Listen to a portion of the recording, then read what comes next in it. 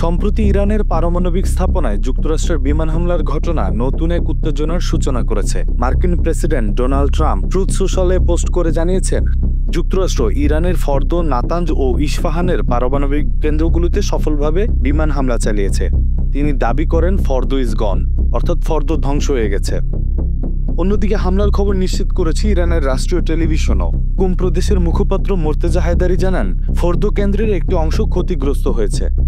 ইস্পাহানের নিরাপত্তা উপগভর্নর আকবর সালিহি বলেন, ইস্পাহান ও নাতাঞ্জেও বিস্ফোরণের শব্দ শোনা গেছে এবং পারমাণবিক কেন্দ্রের কাছাকাছি এলাকায় হামলার ঘটনা ঘটেছে।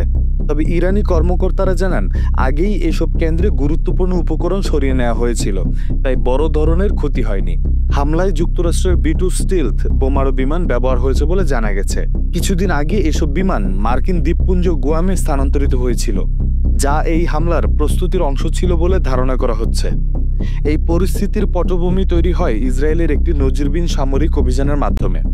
গত 13 জুন ইসরায়েল ইরানের পারমাণবিক ও সামরিক স্থাপনাগুলোতে অপারেশন রাইজিং লায়ন নামে হামলা চালায়। এতে প্রায় 300 জন ইরানি নিহত হন বলে জানিয়েছে ইরানের স্বাস্থ্য মন্ত্রণালয়। জবাবে ইরানও ইসরায়েলের ভেতরে পাল্টা বিমান হামলা চালায়, যাতে কয়েক ডজন ইসরায়েলি নাগরিক প্রাণ হারান। এটি 1980 থেকে 88 সালের ইরান-ইরাক যুদ্ধের পর ইরানের ভূখণ্ডে সবচেয়ে বড় হামলা হিসেবে বিবেচিত হচ্ছে। এখন এ সংঘাতে যুক্তরাষ্ট্র সরাসরি জড়িয়ে পড়ায় পরিস্থিতি আরও উত্তপ্ত হয়ে উঠেছে। মার্কিন রাজনীতিতেও এই হামলার পক্ষে বিপক্ষে মত উঠে এসেছে। সাউথ ক্যারোলাইনার সিনেটর লিন্ডসে গ্রাহাম হামলাকে স্বাগত জানিয়ে বলেন, তিনি সঠিক কাজ করেছেন।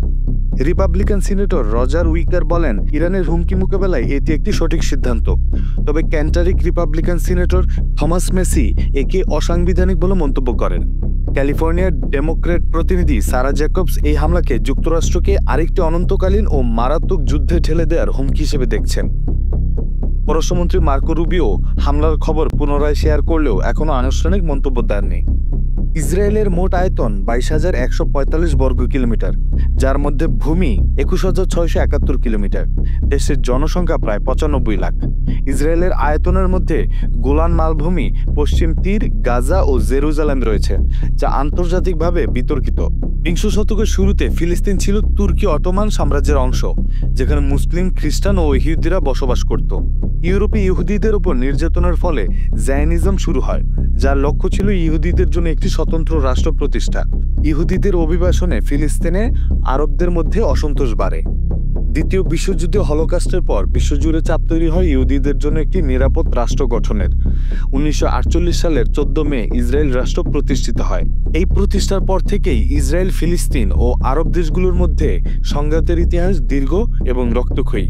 বর্তমানে ইসরায়েল ও ইরানের মধ্যে উত্তেজনা আরও জটিল হয়েছে যুক্তরাষ্ট্রের সরাসরি জড়িত হওয়ার ফলে, যা আন্তর্জাতিক নিরাপত্তার জন্য বড় একটি হুমকি হিসেবে দেখা হচ্ছে।